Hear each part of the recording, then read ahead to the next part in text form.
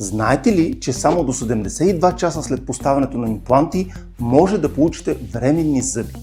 Аз съм доктор Ситнов, собственик и имплантолог в дентална клиника Ситидент, град Пазарджик. Само през последната година, заедно с моя екип, сме поставили над 900 дентални импланта. Работим с класически импланти, като голямото предимство на нашия протокол е, че само до 72 часа след поставянето на имплантите, пациентът може да получи временни зъби върху титаниев бар.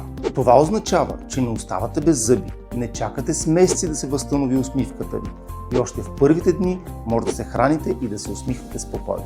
След това имплантите трябва да се костно-интегрират правилно, което обикновено отнема около 3-4 месеца. След този период поставяме финалната циркониева конструкция, която възстановява напълно функцията и естетиката на вашите зъби. Тоест, получавате бързо решение още в началото, но и стабилен дългосрочен резултат.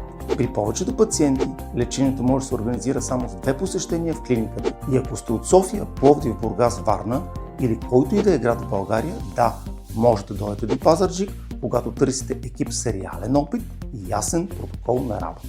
Първата стъпка е безплатна консултация и 3D диагностика в клиниката. Попълнете формата под видеото и нашият екип ще се свърже с вас.